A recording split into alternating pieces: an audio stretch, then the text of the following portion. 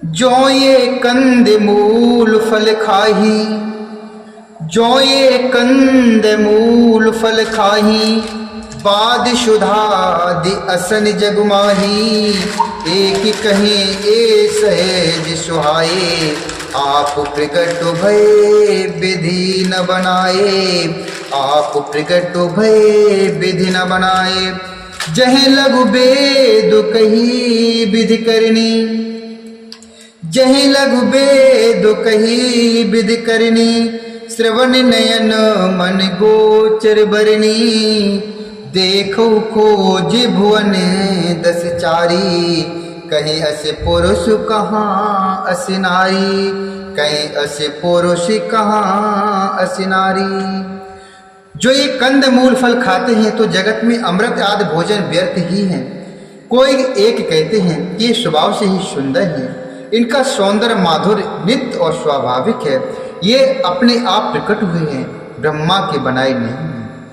हमारे कानों, नेत्रों और मन के द्वार अनुभव में आने वाली विधाता की करनी को जहाँ तक वेदों ने वर्णन करके कहा है, जहाँ तक 14 लोकों में ढूंढ देखो ऐसे पुरुष और स्त्रियां कहाँ हैं, कहीं भी नहीं है।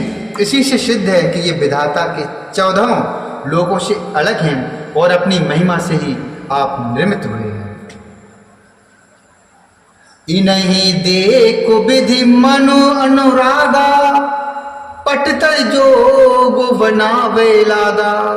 की न बहुत श्रम एक न आए, ते ईर्षा बनो आन दुराए। एक ही कहे हम बहुत न जाने, आप है परमो धन्य करो माने। ते पुण्य पुण्य पुंज हम लेखे, जे देखें देखें जिन देखे। जे देखे हैं जिन देखे। इन्हें देखकर विधाता का मन अनुरग अर्थात मुग्ध हो गया। तब वह भी इन्हीं के उपमा के योग दूसरे स्त्री पुरुष बनाने लगे।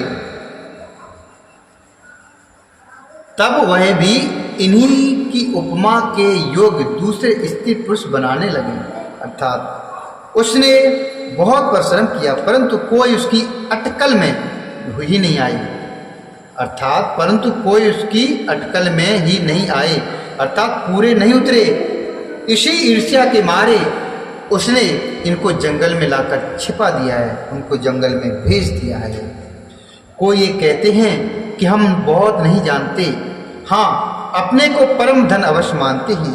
जो इनके दर्शन कर रहे हैं और हमारी समझ में वे भी बड़े पुण्यवान हैं जिन्होंने इनको देखा है और जो देख रहे हैं और जो आगे देखेंगे। ए वेद कहे बचन प्रिय, लेह नयन भर नीर। किमु चल है मार्ग अगम, सुट सुकुमार शरीर। इस प्रकार प्रिय वचन कह कहकर सब नेत्रों में प्रेम के आंसुओं का जल भर लेते हैं और कहते हैं कि ये अत्यंत सुकुमार शरीर वाले दुर्गम कठिन मार्ग में कैसे चलेंगे। नार स्नेह बिकल बस होही, चकई साँझ समय जनु सोही। मृदुपद कमल कठिन मगु जानी, गए बरु हृदय कहे बरु बानी। परिसत मृदुल चरण अरुणारे, शकुच तुम्हि जिम हृदय हमारे।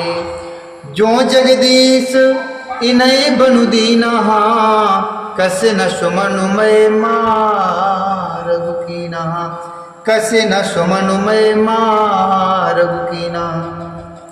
स्त्रियां स्नेहवश विकल हो जाती हैं, मानो संध्या के समय चकवी अर्थात भावी वियोग की पीड़ा से सो रही हो, दुखी हो रही हो।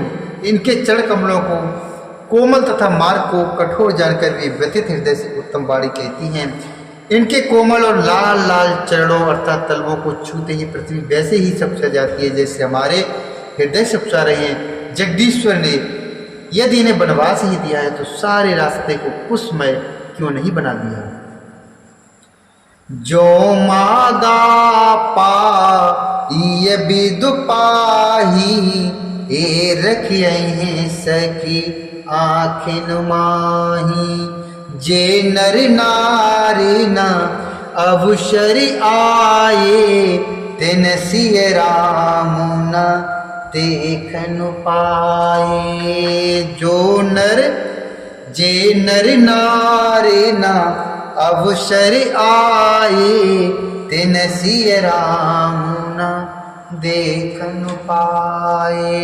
सुन स्वरूप बू जय अकुलाई, अब लग गए कहाँ लगी भाई।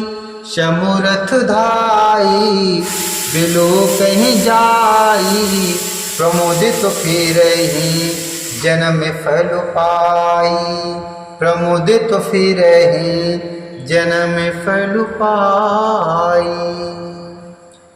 यदि ब्रह्मा से मांगे मिले तो हे सखी, हम तो उनसे मांगकर इन्हें अपनी आंखों में ही रखें। जो स्त्री पुरुष इस अवसर पर नहीं आए, वे श्री सीताराम जी को नहीं देख सके।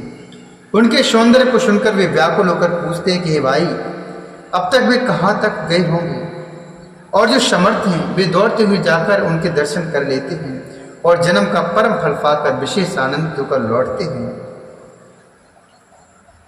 अबुला बालक वृद्ध जन कर्मी जह पछुताही, ओहे प्रेम बस लो गए राम जहाँ जह जाए। होय प्रेम बस लो गए राम जहाँ जह जाए। गर्भवती, प्रसूता आदि अबला स्त्रियां, बच्चे और बूढ़े दर्शन न पाने से हाथ मलते और पछताते हैं। इस प्रकार जहां जहां श्री रामचंद्र जी जाते हैं वहां वहां लोग प्रेम के वश में हो जाते हैं। गावो गावो अश होय आनंदू, देखो भानु कुल कैर